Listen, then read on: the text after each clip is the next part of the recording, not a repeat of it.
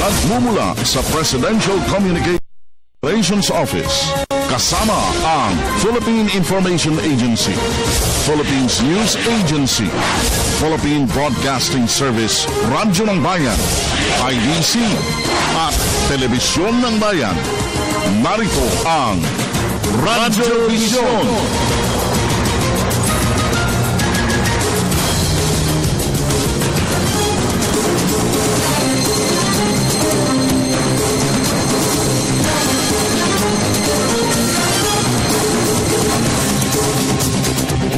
Isang makabuluhan, mapayapa, masaganang umaga. Luzon at Mindanao.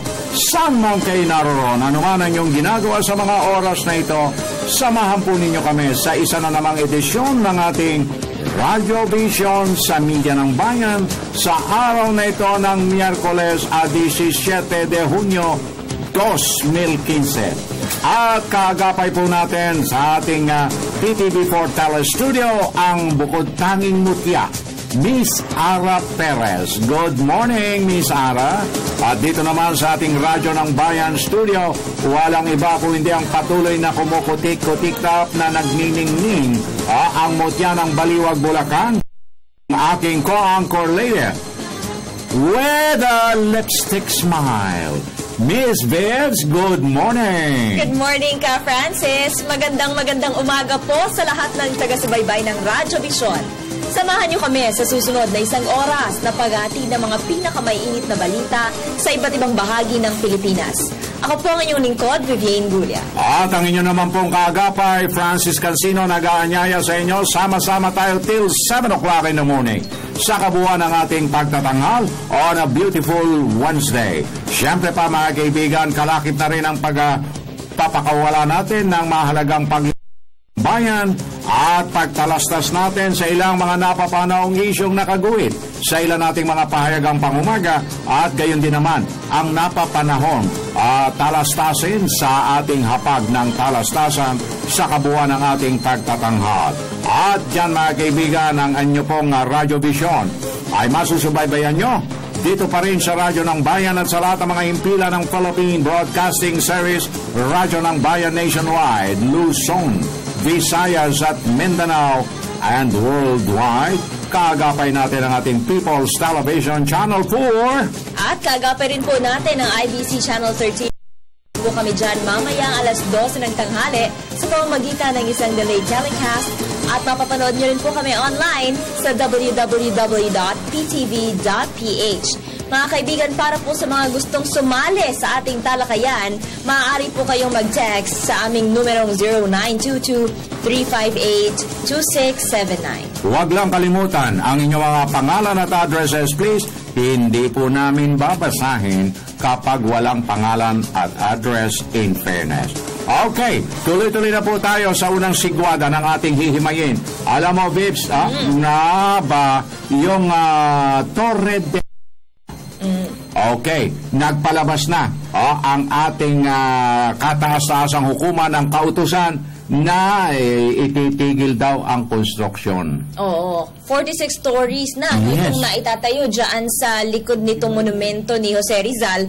At ngayon nga po ay naglabas na ang Korte Suprema ng desisyon para ipatigil ito. Kasi daw po, ayon sa mga nagrereklamo, ito daw, Torre, ay in violation dito sa ating National Heritage Act of 2009. Ang problema, the $64 million question, Vibs, wawasakin ba nila yan? Yun nga, Gigibain pa ba nila? Katinding na, almost finished na raw ito almost. So, napakalaking halaga ng itinapon dito at kung sino man ang nagbigay ng pahintulot na ito'y maitayo sa kabila ng mga republika at batas na sumasaklaw dito, papaanong naitayo? Yun nga yung tanong natin ka, Francis. Pero malalaman natin yan sa kanilang oral arguments na ikinasa na sa June 30th. And we have to remember na itong binigay ng Korte Suprema ay temporary restraining order pa lamang. Ibig sabihin, hindi pa ito pinal. Hindi pa pinal. Pero pansamantala, pinatitigil ang finishing touches. Okay. Abay, malaswa yung pangyayari hindi man lang binigyan ng dignidad yung bantayog ng ating bayaning si Gat Jose Rizal. Nako, ang sarap niyong kurut-kurutin sa inyong mga kalaswaan na yan. Okay, samantala, 5 minuto, 45 segundo makalipas sa alas 6. Bebs! Narito na po ang unang bulusok ng ating mga tampok na balita para sa araw na ito.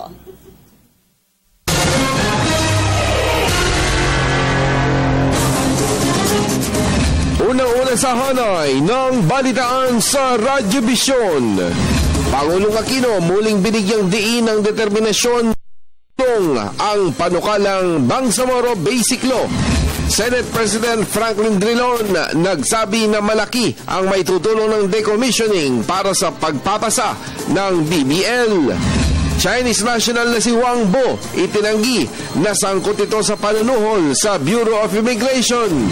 At tampok ang 13 milyong pisong halaga ng imported na asukal na nasabat ng mga otoridad. Siksik ang mga balita kaya tutok na kasabay ng inyong almusal dito sa Radyo Vision Media ng Bayan. Maraming salamat Francis at Vivienne. Magandang umaga Pilipinas. Ito na ang mga balitang nakalap ng media ng bayan. Muling binigyang diin ni Pangulong Aquino ang determinasyon para isulong ang panukalang Bangsamoro Basic Law. Inihayag ito ng Pangulo sa pagsisimula ng decommissioning process o ang pagbabalik ng mga armas at miyembro ng Moro Islamic Liberation Front sa pamahalaan. Umapela ang Pangulo sa mga mambabatas at publiko na bigyang halaga ang sinseridad ng MILF sa decommissioning process. Balitaan mo kami, Elena Luna. Binigyang diin ni Pangulong Aquino ang kahalagahan ng patuloy na pagsusulong ng kapayapaan sa Mindanao sa kanyang pagdalo sa ceremonial turnover ng MILF at decommissioning ng kanilang mga combatants. Ginawa ang seremonya sa Old Maguindanao Provincial Capital sa Sultan Kudarat, Maguindanao na dinaluhan din ni na MILF Central Committee Chair Alhaj Murad Ibrahim at MILF Peace Panel Chair Mohager Iqbal. Nakalagay na nga sa kasaysayan natin ang ipinakitang halimbawa ng mga kapatid natin sa araw na ito. Ilalagay rin sa kasaysayan kung ano ang tugon ng nakakaraming Pilipino sa magandang ginawa nila. Ang tanong nga natin, kung may 10 hakbang para lubusang magkalapit at ginawa na nila ang 9 at kalahating hakbang, ipagkakait mo pa ba yung natitirang kalahating hakbang? Pagharap sa salamin, hindi ka ba uusigin ng iyong konsensya kung sa pagharang mo sa napakagandang solusyon ay umabot ka sa puntong napahamak ang pamilya mo mismo? Maharap mo ba sila para sabihin, sorry, pinigilan ko kasi ang kapayapaan? Ipinakita kay Pangulong Aquino ang 75 high-powered firearms at weapons. Nakilala rin ng Pangulo ang 145 mga miyembro ng Bangsamoro Islamic Armed Forces ng MILF na voluntaryong pinili na magbalik na sa buhay sibilyan. Ang decommissioning ay unang bahagi ng normalization process na isa sa mga annex ng nilagdaang Comprehensive Agreement on the Bangsamoro, Marso noong isang taon. Ayon sa Pangulo, ibinaba ng MILF ang kanilang armas kahit nakabinbin pa ang Bangsamoro Basic Law, kaya naman nanawagan siya sa mga mambabatas. Ang panawagan ko po, suklian naman natin ang pagtitiwalang ipinakita nila sa atin. Sikapin natin umabot sa puntong masasabi natin talagang binigay natin ang lahat ng pagkakataon upang mabago nila ang kanilang buhay at maabot ang kanilang mga pangarap. Pero ito nga po, kung ang pananaw mo ay pahirapan ang pagpasa ng batas, para mo na rin sinabing ipinagdamot natin ang dapat sanay sa kanila. Sinurado natin wala silang pagkakataong umangat. Ginarantya natin di na sila bago. Yan ang katumbas ng pagtutulpo sa BBL. Nanindigan si Chairman Murad na ang susuportahan nilang BBL ay yung maglalaman ng mga pinagkasunduan sa usapang pangkapayapaan. We will accept a BBL that is in compliance with the letter and spirit of the FAB and CAB and its annexes. This is the official position of the Central Committee of the MILF. At any rate, it is our wish and hope that Congress will give full weight to the peace agreement from where the BBL comes. Ang bagong deadline ay at Kamara para sa BBL ay sa Setyembre o Oktubre para maihabol sa paghahain ng kandidatura sa 2016 elections. Para sa Telebisyon ng Bayan, Elena Luna, Sultan Kudarat, Maguindanao. Nagtiwala si Senate President Franklin Drilon na malaki ang maitutulong ng decommissioning ng MILF sa pagpapasa ng panukalang Bangsamoro Basic Law. Ayon sa Senador, isa itong pagpapatunay na sincero ang Moro Islamic Liberation Front sa pagsusulong ng kapayapaan sa Mindanao. Balitaan mo kami, Jade Miguel. Naniniwala si Senador na makapagbabalik ng tiwala sa MILF ang pagde-decommission nila ng armas at miyembro. Ayon kay Drilon, napaka-importanteng hakbang ito para maipakita ang sinseridad ng gobyerno at MILF sa usapang pangkapayapaan. Dagdag pa ng Senador, ang naganap na decommissioning ay isang pagpapakita ng MILF ng pagnanais na magbalik loob matapos ang nangyaring malagim na engkwentro sa Mamasapano noong Enero. Bilang dati na ring advisor ng gobyerno sa peace talks nito sa National Democratic Front, sinabi ni Drilon na sa pagsusumikap lamang na maibalik ang tiwala, tuluyang makakamit ang kapayapaan at seguridad sa bansa.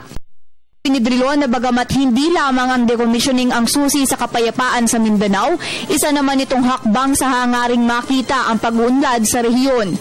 Samantala, suportado din naman ni Senador Bongbong Marcos ang ginawang paglalatag ng armas at pagbabalik sa gobyerno ng mga miyembro ng MILF, bagamat naniniwala ang senador na hindi lamang ito ang tanging solusyon sa kapayapaan.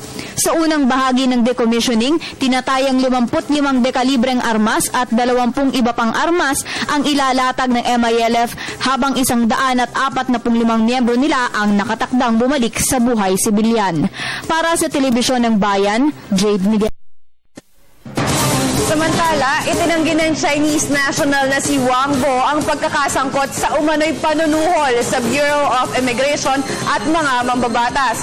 Humarap si Wang Bo sa pagdinig ng House Committee on Good Governance and Public Accountability ukol sa nasabing usapin. Narito ang aking ulat. How about payola or bribery by you or through your representative allegedly given to the members of House of Representatives? No, Your Honor. Walang payola, sabi ng di umano'y Chinese syndicate na si na siyang sentro sa di umano'y panunuhol sa ilang mga kongresista upang ipasa ang panukalang Bangsamoro Basic Law. Sa kanyang pagdalo sa pagdinig sa Kamara, sinabi ng Chinese national na wala siyang kinalaman sa di umano'y 440 million peso payola sa mga mambabatas at maging sa sinasabing 100 milyong piso na suhol sa mga opisyal ng Bureau of Immigrations. Ayon kay Wang Bo, sa isang ELC technology company siya konektado.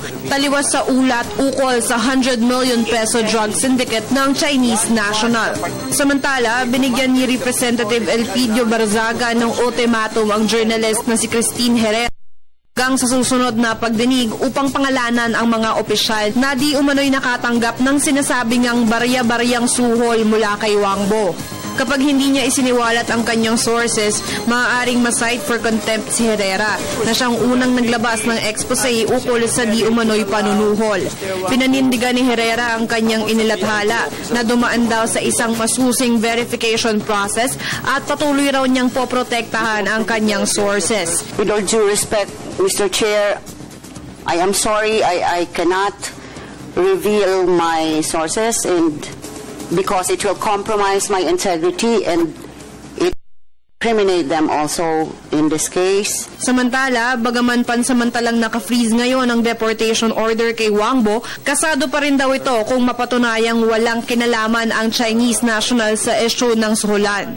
Ikinabahala ni Justice Secretary Leila de Lima na tila nagiging modus na ng mga sindikato ang paggawa ng kaso sa isang bansa upang maantala ang kanilang deportation. This act of bribery, if proven true in the course of the investigation, has now formed the basis for preventing or delaying further the already delayed deportation of Mr. Wang Bo. Para sa Telebisyon ng Bayan, Ara Perez. Hinikayat ng Metro Manila Development Authority ang lahat na makiisa sa isasagawang nationwide earthquake drill sa Hulyo at 30. Ayon sa MMDA, mahalaga ito para sa paghahanda sakaling tumama ang malakas na lindol. Balitaan mo kami, Julius Disamburon.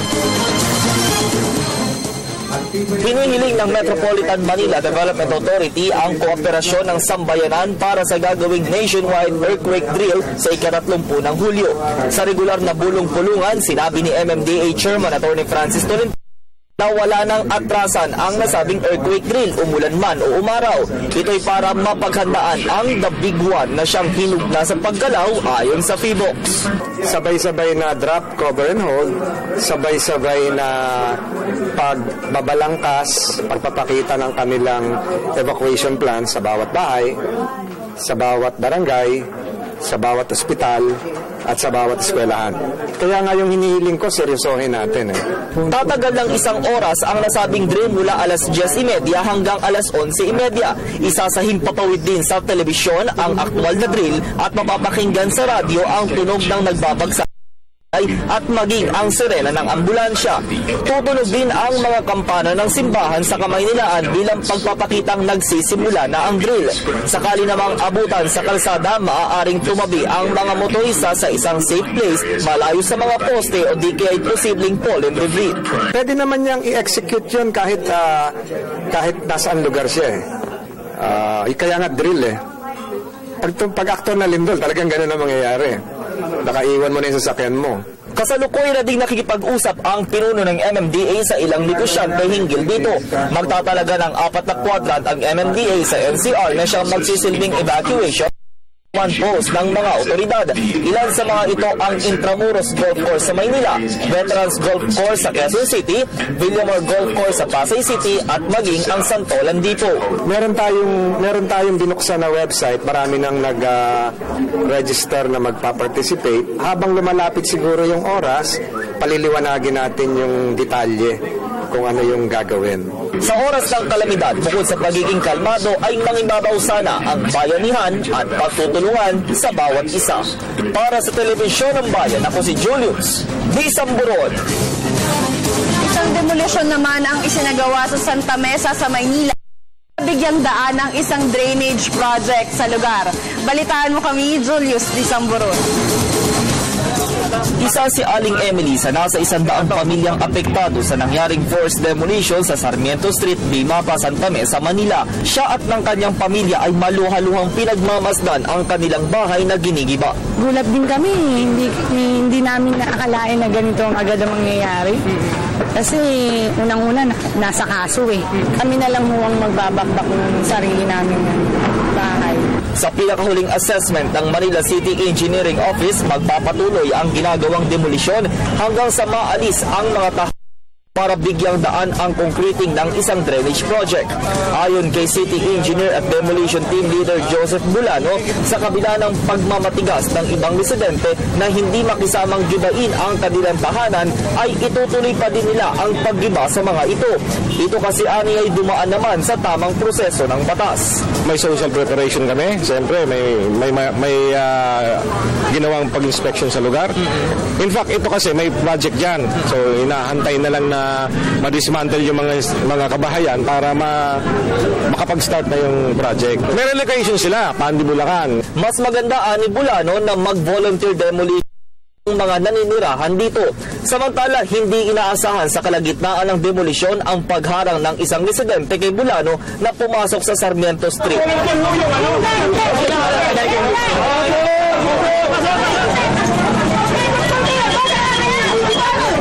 Sinubukan din ang demolition team na baklasin ang kadena sa nakasaradong entrance gate, ngunit ito na ang mga sumunod na eksena.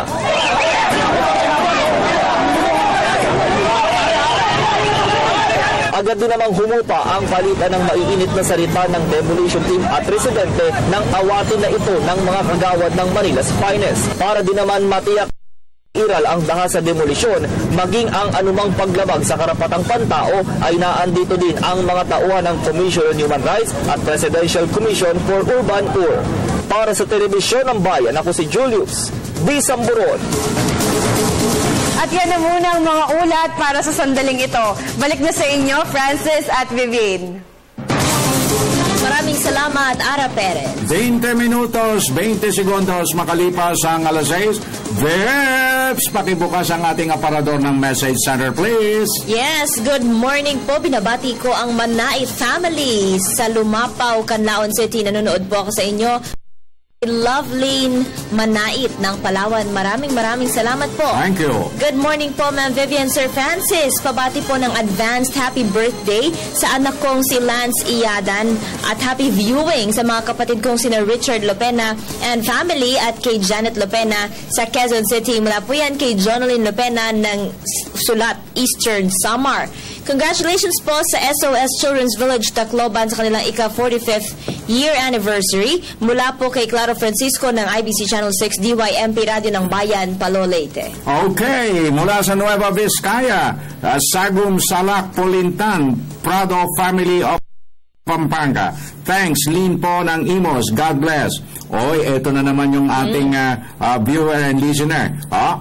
Hola! Kamusta, both of you? Awesome. Senior Francis and beautiful and brave Senora Gulia. Okay. Muchas gracias. PBS 738 AM is my favorite media broadcast and famous and intelligentsia news anchor. Wow. Radyo ng Bayan, thank you for beautiful public service to our Filipino people, to all staff and news current affairs. More power to you guys.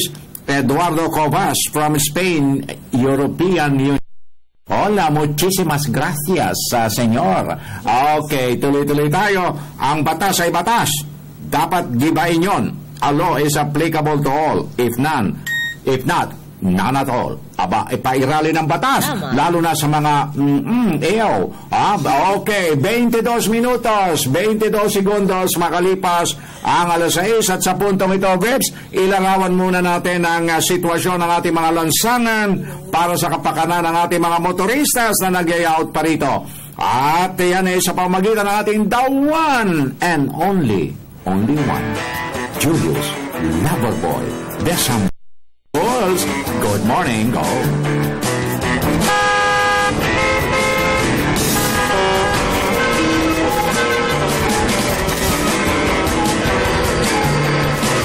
Magandang umaga sa iyo, Francis at Vivian. Magandang umaga, Bansang Pilipinas. Magandang umaga, Metro Manila.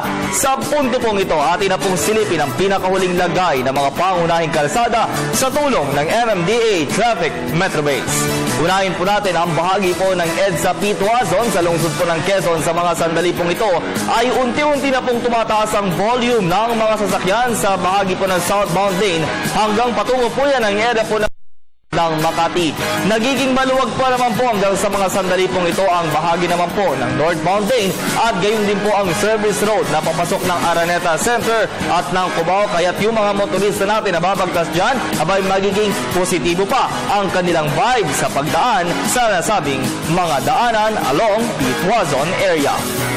Tungo tayo kagyan sa bahagi po ng EDSA Magallanes. Sa mga sandali pong ito, yung mga sasakyan po nang gagaling sa may area po ng South Luzon Expressway, patungo kayo ng area ng Orense at ng Ayala. Sa mga sandali pong ito ay nagiging passable pa naman, ngunit unti-unti na pong tumataas na rin ang volume ng mga hanggang makarating na po kayo niyan sa may area po ng Ayala o di kaya po ng Orense. Pero yung mga gawin naman po, yung mga gagawin naman sa bahagi po ng Ninoy Aquino International Airport Terminal 1, 2, and 3, sa mga sandali pong ito ay nagiging passable pa naman at tuloy-tuloy ang daloy ng ating sasakyan. Lipat tayo kagyan sa bahagi po ng C5 Green Meadows bilang alternatibong daan ng mga motorista kapag po traffic sa kahabaan po ng EDSA. Tanging stop and go signal po lamang ang nagpapahimpil sa ating mga sasakyan, lalo na po yung mga kakaliwa sa may bahagi po ng C5 Green Meadows. Pero ang nagiging kabuuan po niyan, the conclusion of the traffic, dyan po sa may bahagi po C5 area, nagiging passable pa naman at green and going at wala pa naman kayong aasahan na mabigat na traffic situation sa magkabilang lane. At panghuli na lamang natin, syempre, ang lungsod ng Maynila, dyan po sa may area po ng Quirino Grandstand, Ross Boulevard, northbound lane. Pabalik po kayo ng Andes Circle o di kaya po ng Manila City Hall. nagiging tuloy-tuloy pa naman at napakaluwag pa naman po ng daloy ng sasakyan natin, lalo na po yung mga pabalik na rin ng area po ng Coastal Road, Multinational at sukat sa lungsod po ng Parañaque. At talaga mapapansin natin na talagang nagiging maluwag pa naman, pwedeng mag-jogging sa may Luneta ating mga kababayan dahil po wala pa namang inaasahan na mabigat na traffic situation. Ngayon pong araw po ng Miyerkules, number 5 and 6 ang ating number coding scheme. Iwas po lamang kayo sa lungsod ng Las Piñas at ng Makati dahil whole day ang kanilang pagpapatupad nito. At syempre, meron po tayong window hours. Mamaya po yan, alas 10 ng umaga at magtatapos ng alas 3 ng hapon. Laging nating paalala sa mga motorista, mag-ingat sa pagmamanayo at huwag kakalimutan na mag-smile every morning. Ako po ang inyong lingkod, Julius Disamburon, para sa Radyo Vision ng Media ng Bayan. Thank you very much, Julius Loverboy Disamburon.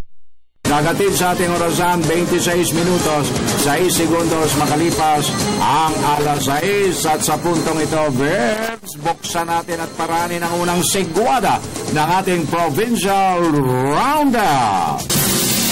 Bayan Patrol Report! Puntahan na natin ang ating kasama dyan sa Hingoog. Nariyan si Gigi Calvo. Gigi, magandang umaga. Konektado ka. Maayong buntag sa tanan. Ayon kay Senior Fire Officer Erwin Cervantes, ang kanilang hipe na si City Fire Marshal Ronald Kimson ay nakipag-coordinate sa local government upang maipatupad ang No Fire Safety Certificate, No Renewal of Licenses. Ito ay striktong pinapatupad ni City Fire Marshal Ronald Kimson matapos nilang isinigawa ang fire safety monitoring and inspection sa lahat ng mga establishmento, paaralan, hospital at iba pa na nasa urban, coastal at ilang rural barangays noong nakalipas na taon. Anya, marami dito sa lungsod ang may mga katulangan gaya ng walang insaktong exits, mga fire extinguishers, gumagamit ng mga substandard na mga materyales, ang kanilang lalagyan ng mga LPG at imbakan ng mga hazardous materials at binigyan ng na maitama ang mga kakulangan bago mabigyan ng Fire Safety Inspection Certificate.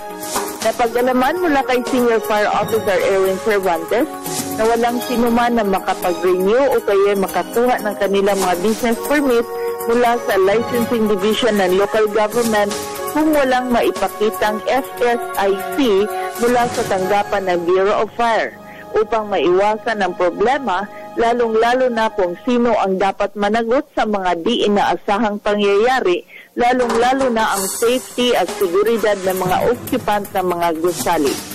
Para sa Radyo Vision, Gigi Villamor ng Hingoog City, Media ng Bayan. Maraming salamat, Gigi Calvo. Tuloy-tuloy tayo. Puntahan natin ang ating radyo ng bayan na katalaga sa Nueva Ecija with Dick Sevilla. Dick, magandang morning. Konektado ka. Yes, magandang umaga sa Eva Francis at Miss Vivian. Magandang umaga, Pilipinas. Tumanggap ng 100 bags na matataas na uri ng binhing palay ang 30 miyembro ng Giset Organic Farmers Credit Cooperative mula sa Gimba dito sa Nueva Ecija kamakailan, mula sa Korean International Cooperation Agency o COICA. Ang pamamahagi ng matataas na uri ng binhing palay ay naisakatupa ng pagtulungan ng Philippine Rice Research Institute o PhilRice at DTI NSQCS, kung saan kabilang sa mga binhing palay na ipinamahagi ay tinatawag na PSB RC18 at NSIC RC222 na tumitimbang ng 40 kilos kada bag. Ang PSB RC18 ay may mataas na resistensya sa tagtuyot, gayon din sa malamig na panahon, samantalang ang NSIC RC222 ay kilalang uri ng binhi na may maximum yield o ani na 10 tonelada kada ektarya. Sinabi ni COICA Country Director Song Minhian na ang pamamahagi ng matataas na kalidad ng binhing palay sa ilalim ng Project Enhancing the Capacity of Production and Distribution of High Quality Rices ay sinasakatuparan ng ahensya upang matulungan ang Pilipinas na maabot ang pagiging rice self-sufficient at mapaangat ang kalidad ng buhay ng mga magsasaka. Ayon naman kay Chodora Briones na siyang project leader at pinuno ng PhilRice Corporate Services Division, ay pangunahing layunin ng programa ang improvement ng rice seed processing sa pamamagitan ng paggamit ng mga modernong pasilidad, matataas na uri ng makinarya sa pagsasakahan. Para sa Radyo Vision, Dick Sevilla, Nueva Ecija, Media ng Bayan. Thank you very much, Dick Sevilla. Pumunta naman tayo sa Cagayan de Oro City. Nariyan ang ating kasamang si Romy Kapinpuyan. Romy, maayong buntag. Connected ka. Maayong buntag. Sinumulan na ng Department of Public Works and Highways Region 10 ang paglilinis sa mga vector canal dito sa lungsod ng Cagayan de Oro. Ito ay bilang anticipation sa panahon ng tag-ulan ngayong buwan ng Hunyo. Ayon kay DPWH-10 spokesperson Sandra Flores, upang maiwasan ng pagbaha, kailangan ng regular na paglilinis ng mga kanal, lalo na gamit ang backhoe at mga dam trucks upang makuha mga nag-accumulate na basura at iba pang mga bagay na nakabara sa daluyan ng tubig. Inalalahanan din ng publiko na iwasan ang pagtatapon ng mga basura sa kahit saan dahil ito ang numero unong nagdudulot ng problema. Ang biglaang pagbaha, particular dito sa may Kauswagan Highway at iba pang mga low-lying area sa lungsod. Inimog din ni Flores ang naninirahan dito, gayon din ang kabataan na makibahagi at tutulong sa kampanya para sa kalinisan ng ating komunidad. Para sa Radyo Vision, Romy Kapinpuyan, Cagayan de Oro, Media ng Bayan. Maraming salamat, Romy Kapinpuyan. 31 segundos makalipas ang alas 6. Bel, sa habol ng mga texters. Yes, happy Wednesday, batang-batang Sir Francis. Aba, tignan mo nga naman. And forever beautiful, Ma'am Vibs. Happy viewing and listening mula sa Palawan. Happy Baragatan Festival. Uy. From Rodel Dorado with love. Maraming salamat po, Rodel. And happy fiesta. Good AM po sa inyo, Ma'am Sir. Saan at ano po ang cellphone number na pwede pong ireklamo ang mga nananamantala na taxi drivers? Maraming salamat po, concerned passenger ng Bulacan. Maaari po ninyong itawag ang inyong mga reklamo sa 459-2129. Yan po yung 24/7 LTFRB. Ka-Francis, Miss Vivian, pabati po kay Miss Robilyn Prieto, Fernando Tiusan, Efren Riego, Efren Mexico, Jezebel Reyes, Rhea at Rica Catli, Miss Shantan Flower Fairy, Ira ng Mulanay, Fam J, Clarissa Gonzalez, Lenny Sabio, Elian Ramos, Jessica Alonzo, Laika Ortega, Ate Marjorie Sevilla, Wency Teston, Ariel Pantoja, and Rashley Claude Leo. Okay, good morning, Sir Franz, Ma'am Vivian. Ano ang masasabi sa inyo? Ako, anak ng veterano, hanggang ngayon, hindi pa ako nakatatanggap. Nagpunta na ako sa Veterans Office, hindi pa nagbibigay sa saving ko. Bakit ganoon? From Vano Family. Bayan nyo, i-guess po namin ang Philippine Veterans Affairs Office. Alamin natin ito. Gwapong Kuya Francis, thank you. Magandang Miss Vivian, greet ko lang po ng happy birthday ang kaibigan kong si Konoy Abria na nagdiriwang ng kanyang karawan sa araw na ito. Cyrus Kabangkala, Barangay Limarayon, Calbayog City, Samar. Thank you very much. Happy birthday. Maupay na aga, pakibati po mga taga-barangay 4 Hernani, Eastern Samar, lalo na sa Ramirez at Bonita family. JP po ito. Salamat. God bless. Good AM, Sir Francis, Man Babes, pakibati ng happy viewing ang aking family, si Dato Nazir at Dato Najib. Talagang favorite na nila ang Radyo Vision kasi pwede daw mag-text at ibang TV station hindi ka makapag-text. Mula sa kanilang Abi of Tupi, South Cotabato. Okay, 33 minutos, 53 segundos. Makalipas ang alas 6, whether you like it or not, narito na ang ating... Yes, alamin na po natin ang magiging lagay ng ating panahon ngayong araw mula sa ating kasamang si Amor La Rosa, live mula sa Pag-asa DOST. Amor, good morning. Magandang umaga, Pilipinas. Natin na po ang latest sa lagay ng ating. Sa araw ito ng Miyerkules, apektado pa rin ng ITCZ o Intertropical Convergence Zone ng Mindanao, kaya naman inaasahan pa rin po natin ang maulap na kalangitan na magdadala ng may hina hanggang sa katamtamang pag-ulan at pagkidlat, pagkulog. Dito yan sa buong bahagi po ng Mindanao, ganoon din sa lalawigan ng Palawan at pati na rin sa buong Visayas. Dito naman sa Metro Manila at sa natitirang bahagi ng ating bansa, inaasahan po natin ang bahagya hanggang sa maulap na kalangitan na magdadala pa rin po ng tsansa ng mga pulo-pulong pagkidlat, pagkulog, lalong-lalo na yan sa hapon o kaya naman ay sa gabi.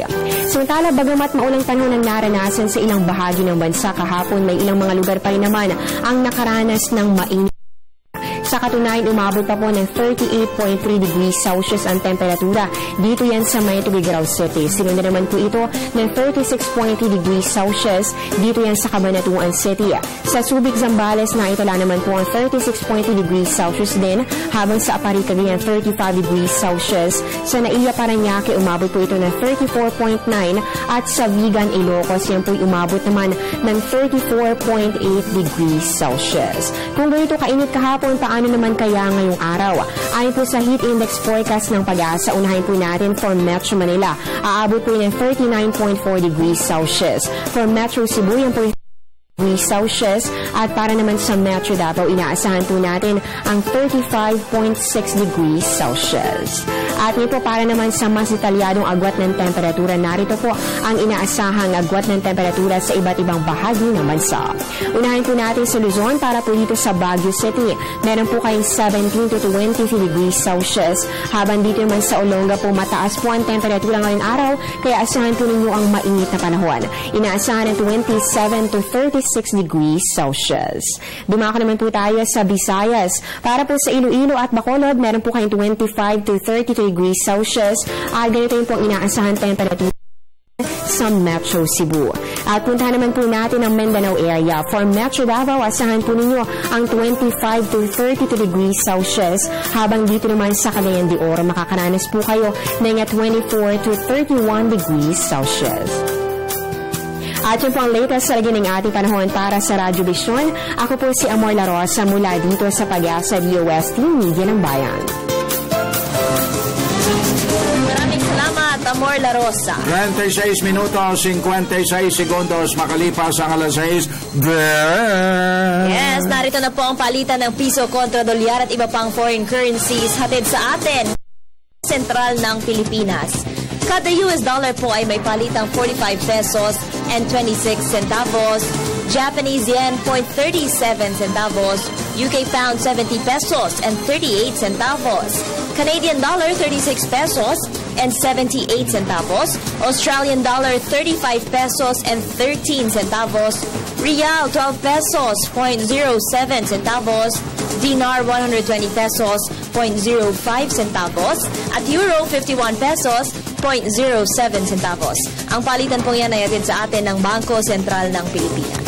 37 minutos, 47 segundos sa alas 6. Paraanin muna natin ang ilang paalala mula pa rin sa inyong himpilan.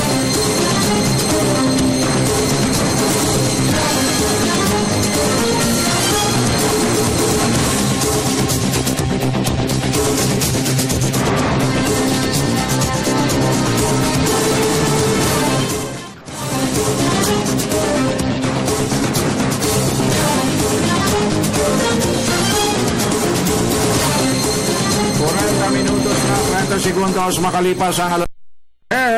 Yes, narito na po ang karagdagang mga balita hatid sa atin ni Ara Perez.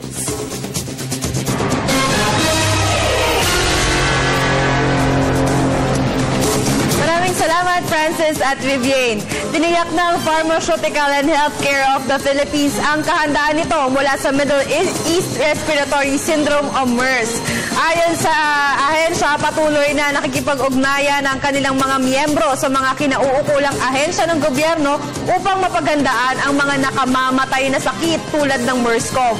Maliban dito, nakahanda na rin ang kanilang contingency measure at mga gamot at bakuna kung kapasok sa bansa ang naturang nakamamatay na sakit. Samantala, binigyang diin din ng samahan ang kahalagahan ng information dissemination ukol sa MERS upang mas maihanda at maalerto ang publiko sa naturang sakit. Isang bagong proyekto ang inilunsad sa pagtutulungan ng Presidential Communications Operations Office at Philippine Information Agency. Layo nitong malaman ang balita mula sa mga barangay hanggang sityo sa pamamagitan ng Citizens Journalist. Balitaan mo kami, Jade Miguel. Halos 200 kabataan ang nakatakdang sanayin sa larangan ng Citizen Journalist sa bisa ng pagsasanib puwersa ng Presidential Communications Operations Office at Philippine Information Agency o PCOO-PIA at lokal na unit ng Alabat, Quezon. Sa ilulunsad na proyektong Barangay Ko, Pananagutan Ko, malalaman natin ang mga balita mula sa level ng barangay hanggang sityo sa pamamagitan ng pag-uulat ng mga citizen journalist na sasanayin at hahasain sa pamamahayag. With this program, mas mapapadali natin yung pagpapaalam ng mga nagaganap sa panayunan, kung pwede nga hanggang sa sityo, makarating sa lahat ng level ng ating pamahalaan upang sa ganun ay malaman ang katotohanan, malaman ang kung anong dapat gawin.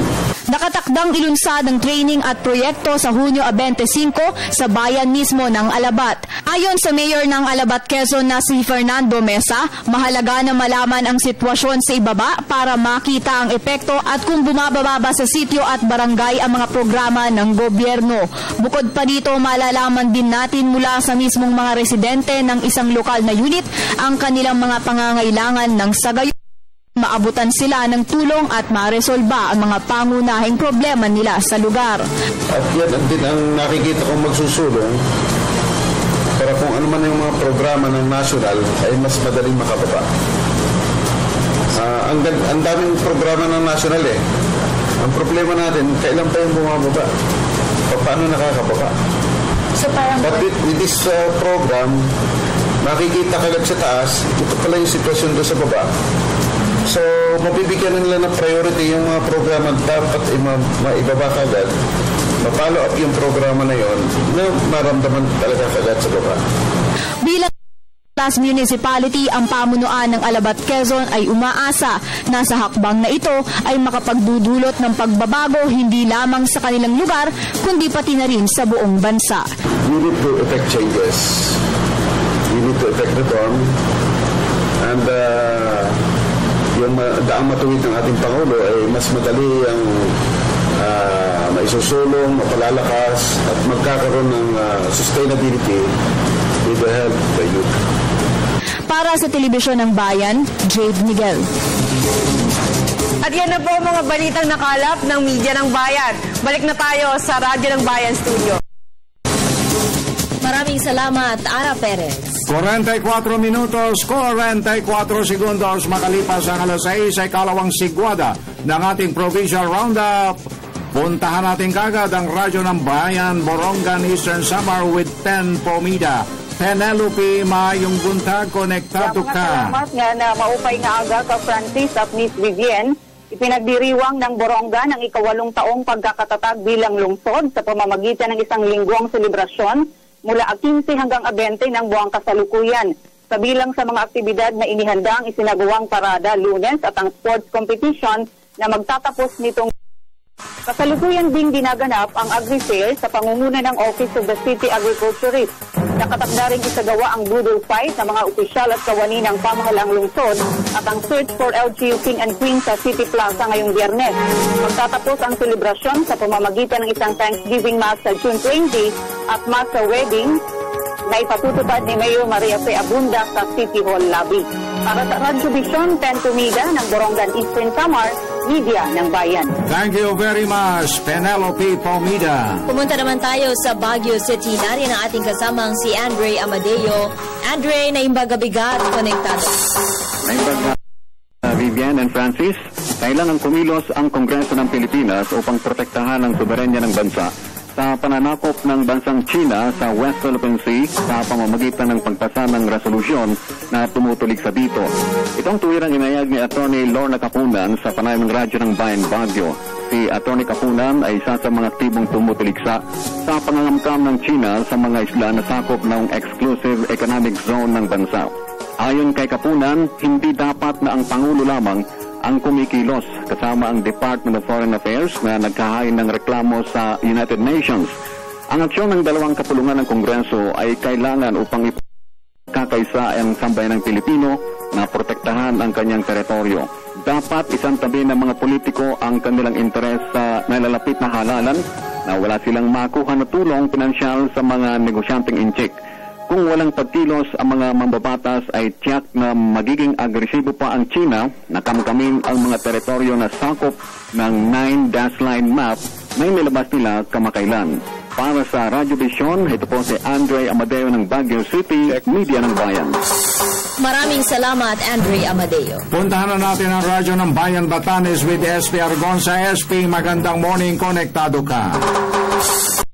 Magandang umaga, pagdiwang ng lalawigan ng Batanes sa darating 26 ang 232nd Foundation Day, kung kaya't ang grupo ng mga ang taga Batanes na kung tawagin Yaruno Artes Ivatan sa pakikipag-ugnay sa probinsya ng Batanes, National Commission on Indigenous Peoples, DepEd Basco at Philippine Art Educators Association ay nag-aanyaya sa lahat ng interesadong Ivatan artists na sumali sa Tawag Project 232 sa layunin na magkaroon ng kabuang 232 artworks mula Batanes at Manila-based artists, kung saan ang lahat ng mga ginawa ay isasama sa exhibit. Ang lahat ng ito ay pagsamasamahin sa iisang lugar upang makita ng publiko. Ang ideyang ito ay kaugnay sa pagdiriwang ng ika-232 pagkakatatag lalawigan ng Batanes sa pamamagitan ng visual arts. Ang lahat ng susumiti na artwork ay magiging automatikong contest entry. Ang unang 5 entry na mapipili ay may kaukulang tatanggapin na premyo. Ang isang artist ay maaring magpasa ng 3 entry. Ang lahat ng gagawin ay base sa tema na Ivatan Festival.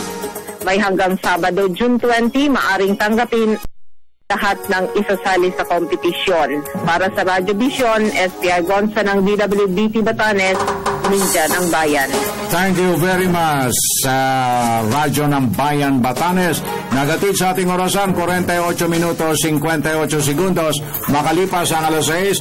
Veps, at ipakilala mo na ang ating panauhin sa ating episode ngayon. Yes, kapiling po natin ngayong umaga, mga kaibigan, ay isa pong imam mula po sa Caloocan. Siya po ay si Imam Ahmad Javier. Magandang umaga po sa inyo. Magandang umaga po at assalamualaikum sa lahat ng kapatirang Muslim na nakikinig. Maraming salamat po sa inyong pagdalo sa aming Radyo Vision. Maraming Imam. salamat din po. Okay. Now, bilang panimula siguro, nais nating malaman sapagkat mukhang nakatakda na po ba bukas 18 ng Hunyo ang pagsisimula ng Holy Month of Ramadan? Opo, actually ngayon ay 30th ng Sha'ban, yun yung month before Ramadan. So mamayang paglubog ng araw ay officially first day of Ramadan. Okay, kasi meron tayong text dito mula po sa Marawi, Salam, Mapia Kapipita, Sir Francis at Gandambers. After consolidation of reports from field within and outside ARM, including neighboring countries, especially Malaysia, the first Ramadan has not sighted last night. Therefore, first day of Ramadan 2015 will fall on June 18, 2015, that is Thursday. Source are the ARM mula kay Baishora Sabdullah Zarigala. Advance Happy Ramadan sa mga kapatid nating Muslim. Maraming salamat po. Opo, tama po yun. Kasi kahapon naganap yung moon sighting, so hindi nakita. Usually, pag hindi nakita, kinukumpleto yung buwan. So, ngayon ay ika-30th ng Sha'ban at bukas na po yung, o mamayang paglubog ng araw, officially first day ng Ramadan. Ang ibig bang sabihin nito, Imam Ahmad, kapag nakita ang buwan, hindi po masisimulan? Opo, kasi basically nakabase sa lunar calendar. Okay. At ang lunar calendar ay minsan walang 30 eh. Depende sa pagdating ng bagong buwan. Pagdating ng new moon. Okay. Pag nakita yon sa ika-29, wala ng 30. Ibig sabihin, magsisimula na yung new month. Kagad. First day yun ng new month. Pero sa case ngayon ng Ramadan, the same case. So, hindi nakita, kaya magkakaroon ng ika-30th. And then, yung susunod na araw, yun ay magiging Ramadan first. Ayun. So, bala iba-iba pala yung celebration, yung simula po ng Ramadan sa iba't ibang country. Depende sa moon sighting nila kasi may mga lugar na nakikita nila yung buwan. So, magiging automatic Ramadan 1 yun. Sa lugar na hindi makita yung buwan, madi-delay sila. Imam Javier, paano po ba ito isinasagawa? Ano po ba yung mga fasting na isinasagawa tuwing tayo po ay, yung mga kapatid po nating Muslim ay sumasailalim po dito sa panahon ng Ramadan? Okay. Ang Ramadan ay nakakabit na dito yung fasting, no? At ang fasting ng buwan ng Ramadan ay pillars ng Islam, haligi siya ng pananampalatayang Islam. Kung paano ito, mag-abstain yung isang tao mula sa pagkain, pag-inom, pakikipagtalik sa asawa, lahat, pati yung pagmumura, pagsasalita ng masama, pagtingin sa mga pakikinig, pakikipag-away, and so on and so forth, lahat to fasting. Nagsisimula ito sa pagsikat ng araw bago may tinatawag kaming Fajr. Yun yung unang-unang pagsikat ng araw. Pag nakita na yung unang-unang pagsikat ng araw, magsisimula na yung fasting. At matatapos yun hanggang sa paglubog ng araw. Kahit po uminom ng tubig, hindi po pwede from dawn till dusk? Yes, even water. May mga exceptions. Bawa po yung mga matatanda, mga may sakit, ganyan. Yes, opo. Ang number 1 exemption, yung binanggit sa Holy Quran, kung kayo ay traveler o kaya kung kayo ay may sakit, ay pwede nyong ipagpaliban sa ibang araw. Ibig sabihin, dahil ito ay obligatory sa isang Muslim, may utang ka. So pagka traveler ka, naglalakbay ka, kasi nung panahon ng Prophet Muhammad, peace be upon him, hindi kasing dali ngayon tulad nun yung pagta-travel kaysa ngayon. So, exempted ka, pero sa sandaling kayanin mo na at wala ka na sa travel, magbabayad ka nun sa ibang araw. Pero sa mga may sakit naman, merong sakit kasing hindi na gumagaling. Progressive. Ang solusyon doon ng mga Muslim scholar ay fidyatun ta'amu miskin. Nagpapakain sila instead na mag-fasting, magpakain na lang sila ng taong mahirap. Okay, meron naman pala. Pero yung pong 1 month, kasi holy month, kung tawagin, sa loob ng isang buwan na yan, ano-ano pa nakapaloob, maliban dyan sa mga restriksyon na bawal yung mga ganito. Ano mga pangunahin dyan na maaaring talagang hindi dapat kaligtaan ng bawat kapatid na Muslim? Maraming salamat. Una, ang month of Ramadan is month of so kailangan magparami yung Muslim na magbasa ng Quran dahil dito nila nire-refresh yung kanilang faith. Actually, it's more on special offer mula kay Allah sa Diyos na tagapaglikha na ito yung Ramadan.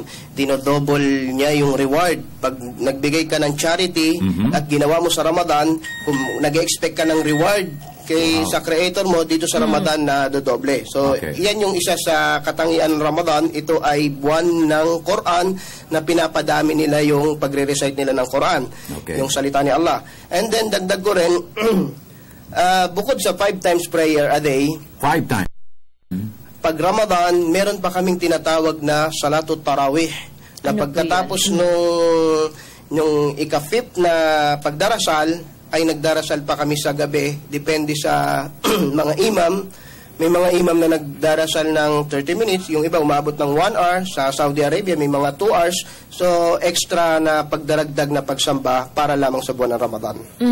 Imam, I am curious, ito pong salitang Ramadan, saan po ba ito nanggaling at bakit po mahalaga ito para sa ating mga kapatid na Muslim? Hindi ko ma-recall exactly yung linguistic translation, pero ayon sa mga Arab, uri ito ng init na nag-express ito ng kainitan ng panahon, nung panahon ng Arab, 14th century ago. So, may relation din somehow dahil ito yung panahon na pwedeng pag-initin ng Muslim yung kanyang faith kay Allah.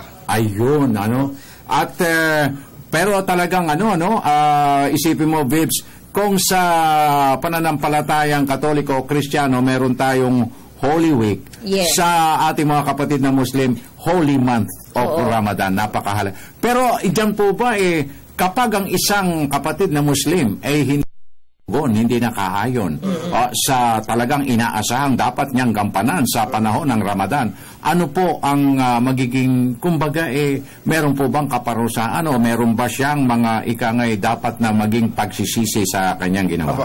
Well, tulad ng binanggit ko kanina, ang fasting sa Ramadan ay obligatory. Pagka hindi ito nagawa ng gampanan, depende sa kanyang reason, pero pag hindi niya ito ginampanan, dahil hindi siya naniniwalang utos to sa kanya ng Diyos, nagiging uri ito ng kufur o disbelief. Parang nawawala siya sa pagiging Muslim niya. Ganun kabagsik. ang kanilang aral. At saka I heard, Ka Francis, na sa ibang mga bansa raw, crime daw kapag daw hindi ka talaga nag-fast. Dito po sa atin, hindi naman po ganoon. Kung Islam ang pag-uusapan, yes, ito ay crime. Pero dito sa atin, since hindi Islamic country to, so hindi walang criminal penalties. Hindi naman tayo Islamic-dominated country. Sa mga Islamic-dominated country, talagang ganun ang pagpapatupan nila siguro.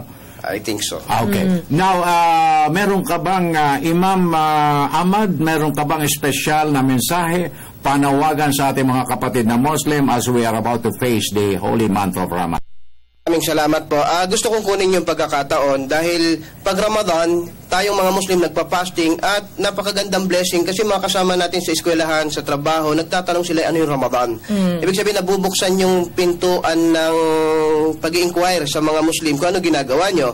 So, dapat sa mga Muslim, ito yung chance na ipaliwanag natin kung ano yung religion natin sa mga non-Muslim dahil sa dami ng misconception sa Islam. Yan, totoo yan. So, ito yung chance na ipaliwanag natin, hindi tayo terorista, hindi tayo ganito, hindi tayo ganyan, hindi tayo ganon. So, para nang sa ganon, mabawasan yon at makuha natin yung simpati ng ibang mga non-Muslim para makita nila yung tunay na larawan ng Islam.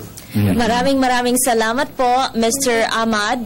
Our Imam Ahmad po mula sa Caloocan City. Sa lahat po na ibinahagi ninyo sa aming impormasyon ngayong umaga. Maraming salamat.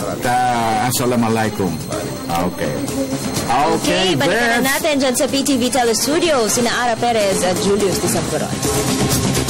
Julius, ngayon ng panahon ng Ramadan ay pagkakataon na natin para makiisa sa ating mga kapatid na Muslim sa kanilang pag-aayuno. Ika nga ito ay food for the soul. At may breaking news tayo. Ito, Ara, paalala na sa mga motorista natin na mula North Avenue hanggang Shaw Boulevard lamang po ang takbo ng MRT dahil nga po nagkaberya. Okay? At naway nabigyan namin kayo ng magandang simula ngayong kalagitnaan ng work week. Ako po si Ara Perez. Konektado ang Luzon, Visayas at Mindanao sa aming pagbabalita. Ito po ang Radyo Vision. Hanggang bukas pong muli, ako si Julius Disampuron. Balik tayo sa Radyo ng Bayan Studio. Maraming salamat, Ara and Julius. Mga kaibigan, dito na po nagtatapos ng isa na mga edisyon ng Radyo Vision. Pero po para sa mga katututok lang, maaari po ninyong panoorin ang aming delay telecast mamayang alas 12 ng tanghali sa IBC Channel 13 at dito pa rin po sa PTV Channel 4. Ako po ang inyong lingkod, Vivian Gulia. At ang inyong pong Francis Cancino nag-iwan ng isang mapayapa, masagana at magandang umaga. Have a nice and fruitful Wednesday ahead of us. God bless. Until tomorrow, maraming salamat po.